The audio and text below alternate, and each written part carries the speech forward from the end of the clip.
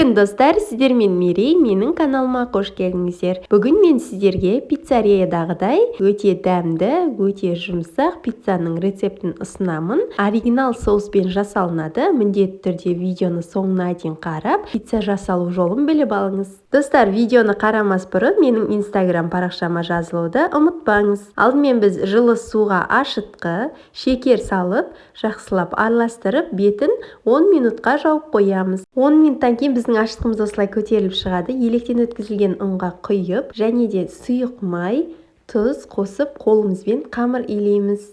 Сұйық май міндетті түрде қосыңыздар, немесе үйіңізде зәйтүн майы болса, оны қоссаңыздар болады. Қолымызбен қамырды жақсылап илеп аламыз. Осы мөлшерден артық қоспаңыздар. Құрамын мен описание бөліміне жазып кетемін. Міне достар, біздің қамырымыз осындай жұмсақ болады. Қараңыздар. Артық ұн қосудың қажеті жоқ.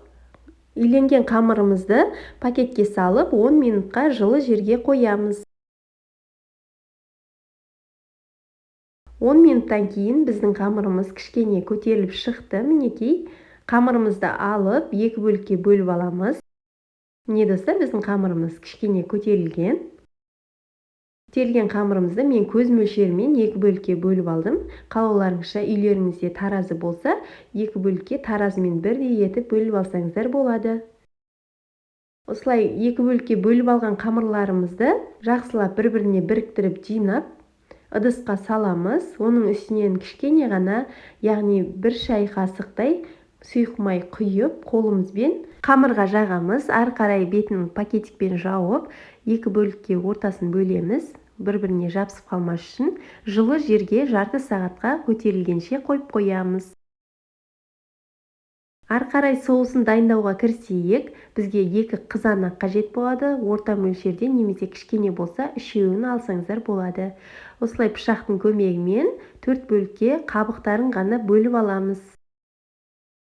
Оның үстінен қайнап тұрған ыстық суды құйып, қақпағын жауып 10-15 минутқа қоямыз. Соусқа осында екі сарымсақ қажет болады. Сарымсақ міндетті түрде үкіштен өткізіп алыңыздар. Және бізге міндетті түрде осындай орегано деген дәмдеуіш қажет болады, және паприка қажет болады. 10-15 минуттан кейін қызанақтарымыздың қабығы осылай жақсы алынатын болады. Суын төгіп тастап, қабықтарын осылай аламыз. Міндетті түрде ыстық суға салып алыңыздар қызанақты. Сонда блендермен езгенде де жақсы езіледі. Блендердің көмегімен қызанақтарымызды жақсылап езіп аламыз. Блендер болмаған жағдайда қызанақтарымызды біз шанышқымен езсеңіздер болады. Міне достар, дайын болды. Оттың астын баяу қойып, табамызға бір ас қасықтай май құйып, үкіштен өткізілген сарымсағымыз салып 15 секундтай қуырып аламыз. Одан артық қуырудың қажеті жоқ. Сарымсағымыз сарғая бастағанда үстінен орегано дәмдеуішін саламыз. Дәмдеуіш салғаннан кейін 10 секундтай қуырып, үстінен езілген қызанағымызды құйып, жақсылап араластырамыз. Осы жерде бір шай қасық паприка саламыз. 10-15 секунд араластырып, достар, осы жерде тұз салуымыз қажет. Тұз салғаным көрінбей қалыпты сіздерге. Бір шай қасықтың ұшымен ғана дәміне қарай тұз салып, ары қарай 20-25 секунд араластырамыз. Міне біздің соусымыз дайын, одан көп араластырудың қажеті жоқ. Соусымыз осылай болып шығады. Достар, мен пиццаға осындай базардан алған сырды қолданамын. Сыртында осындай сары пакетигі болады. Және де базардан алынған моцарелла қолданамын. Және халал сертификаты бар Нарлен деген фирманың колбасасын қолданамын. Міне достар, сырымызды үкіштен өткізіп, колбаса помидорымызды осылай дайындап аламыз. Достар, біздің қамырымыз ашып дайын болды. Міне екі есеге көтерілген, өте жұмсақ, өте нәзік қамыр болып шығады. Бірінші қамырымызды алып, ұн сеуіп, қолымыздың көмегімен дөңгелек өлшемде қамыр жайып аламыз. Егер сіздерге қолдарыңызбен жаю ыңғайсыз болса, оқтаудың көмегімен дөңгелек көлемді етіп жайып алсаңыздар болады. Міне достар, қолымызбен осылай жайып шығамыз, өте оңай жайылады. Достар, қамырымызды дөңгелек етіп, әсел пештің табасына келетіндей етіп, әдемі ғып жайып алғаннан кейін, шетіне қамырымыз қалыңдау болып тұруы үшін, яғни пиццамыздың шеті қалың болып тұруы үшін, осындай бортиктер жасап шығамыз қолымызбен. өте оңай жасалынады. Қамырымыздың келесі бетін аударамыз. Сіздерге түсінікті болу үшін міне көрсетіп өттім видеода. Анықтап қараңыздар.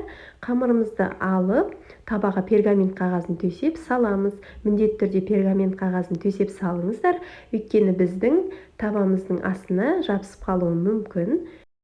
Соусымызды алып, 3 ас қашық көлемінде саламыз. Қолымызбен осылай жайып шығамыз, яғни қастың көмегімен осылай барлық шетіне жеткізіп, пиццамыздың жайып шығамыз. Бұл соуспен жасалған пиццаның дәмі өте ерекше, тура пиццериядағыдай болып шығады. Сырды алып, пиццаның барлық шетіне жететіндей етіп, қолымызбен жайып шығамыз, міне әдемі қылып. Сырымызды 150-200 граммдай керек болады бізге. Сырды қойып болғаннан кейін, міне достар, барлық шетіне сырды қойып алып, үстінен колбасамызды қойып шығамыз, яғни шұжығымызды қалауымызша әсемдеп қойып шығып, 250-300 градуста қызып тұрған пеште 7-8 минуттай пісіріп аламыз. Екі пиццамызды да солай жасап аламыз. Міне достар, біздің пиццаларымыз дайын, өте дәмді болып шықты. Өте жұмсақ болады, арасы толықтай пісіп шығады. Достар, пеште 7-8 минуттан артық ұстамаңыздар.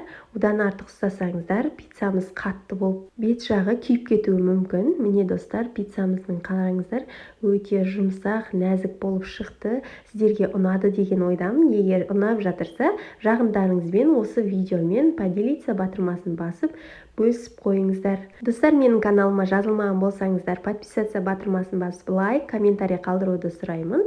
Астарыңыз дәмді болсын, хош, сау болыңыздар.